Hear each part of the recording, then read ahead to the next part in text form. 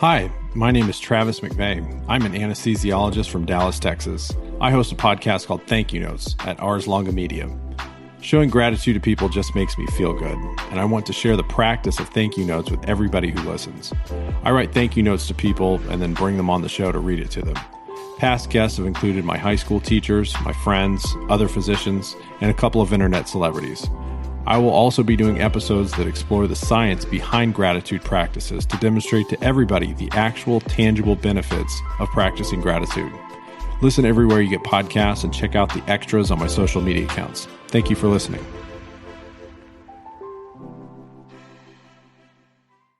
Hey, Boards Insiders. This is our first mini episode. There was a little delay and technical difficulties in getting this up, but here it is. Stay tuned for our next full-length episode with Ken Rosenthal of Rapid Review Microbiology and Immunology fame.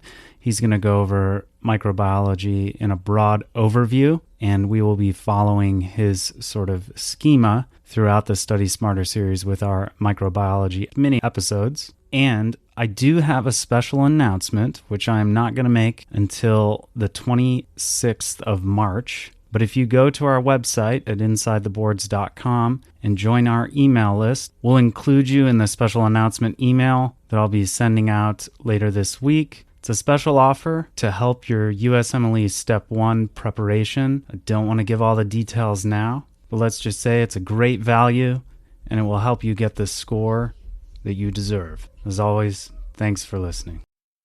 Welcome to our first ever mini episode for the Inside the Boards Study Smarter series, review for the USMLE Step 1 and COMLEX Level 1. You can hear more about how we are going to be helping you to prepare for Step 1 by listening to our episode entitled, What is the Study Smarter series on iTunes, or by visiting our website at insidetheboards.com/podcast. I'm your host, Elizabeth Beeman. I will be doing the mini episode question dissections for the Step 1 series, and these mini episodes will focus on pharmacology and microbiology specifically. Our question today comes from the Osmosis Q Bank. A 25-year-old woman comes to your clinic complaining of low-grade fever and malaise for 3 days. She is a self-described hiking enthusiast and had a short weekend camping trip in Maryland 10 days ago. Physical examination shows an expanding erythematous patch with a clear ring on the upper right arm, as well as regional lymphadenopathy. Which of the following is most likely to occur if this patient's condition is left untreated? And our answer choices are A, alopecia, B, infertility, C, inflammatory arthritis, D, subacute sclerosing panencephalitis, or E, galactorrhea. And the correct answer is C, inflammatory arthritis.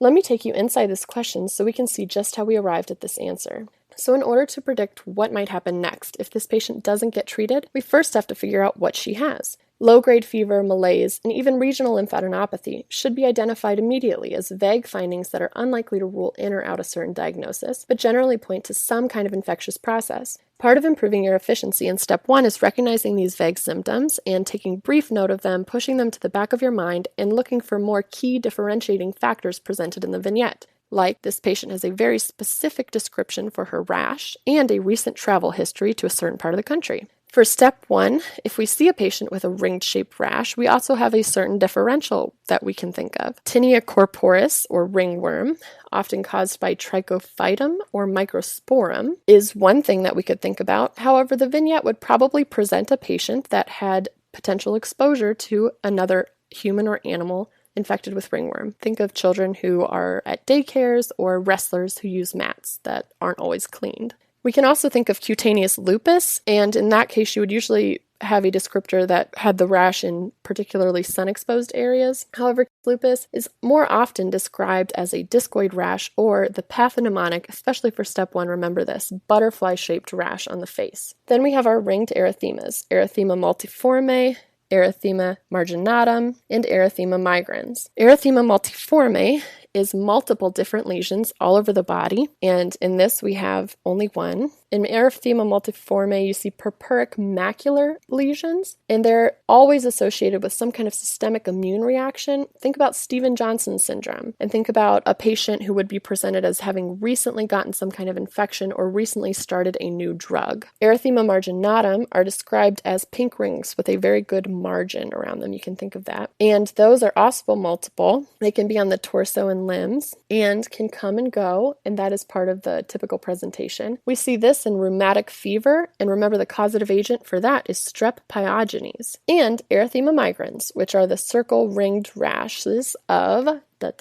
Lyme disease, our correct answer. And we knew it was Lyme disease because we often hear this bullseye appearance, but we're seeing that this vignette is describing a ringed-shaped rash, and we can remember that the boards, just like this vignette, has gotten away from using these kind of buzzwords because they make it a little bit too easy. Seeing a target lesion, seeing a bullseye lesion, that makes you think of Lyme disease. You don't have to do enough thinking. So they want to actually describe what the rash looks like to you and make sure you really understand what it means. We also know that this patient had a recent travel history of camping in Maryland, which of course makes us think which of these diseases is associated with camping in the northeastern U.S., remembering patients get tick bites, thereby getting Lyme disease when they go camping. And for step 1, the Ixodes deer tick transmits Borrelia burgdorferi, which of course is Lyme disease. Other symptoms associated with Lyme disease that you should know are arthritis, which is the correct answer, AV node block, and facial nerve palsy, Bell's palsy. The popular mnemonic is face.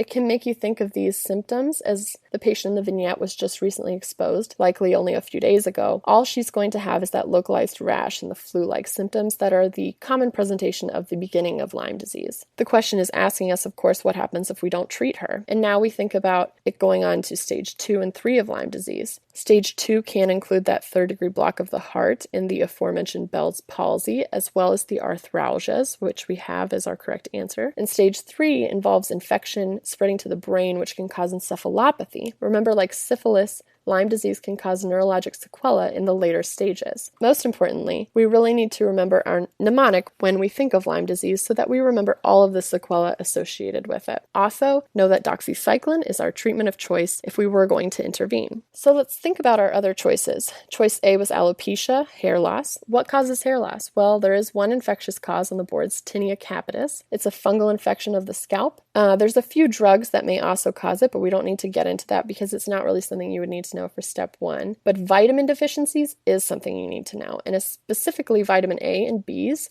especially patients with anorexia, can present with hair loss. What's our other cause? Something endocrine, and that's hypothyroidism, can also cause hair loss. Infertility is choice B. For infectious causes of infertility, think of a female with salpingitis, which can be caused by pelvic inflammatory disease, PID. Its most notable causes are chlamydia trachomatis and Neisseria gonorrhea. In a male, orchitis as a result of mumps can also cause infertility, or more rarely, oophoritis in women. While Lyme disease can cause encephalitis and meningitis, subacute sclerosing panencephalitis is associated specifically with measles. It's also abbreviated SSPE. It actually occurs years after the measles infection, and we have to remember that measles is the rash that starts from the head and spreads downward. We see that in a vignette that would present an unvaccinated child. This patient doesn't fit any of that description. Choice E is galactorrhea. It's the production and flow of breast milk associated with hyperprolactinemia, and it's an abnormal regulation of prolactin levels. This can happen via the hypothalamus, the pituitary gland, and or various chemical interactions. Specifically, we want to think about dopamine antagonism, which we see with antipsychotic medications. So this would be a side effect of antipsychotic medications commonly. So to summarize our approach, we established what was being asked. We ruled out the information that wasn't pertinent to answering the question. We chose the specific findings as clues to our diagnosis, and we referred to our memory and our mnemonic of what makes Lyme disease unique, namely the bullseye rash and the exposure to the tick-infested area. And then we remembered of the secondary symptoms as a result of Lyme disease, which one of these is given as an answer choice. So thank you for listening in today.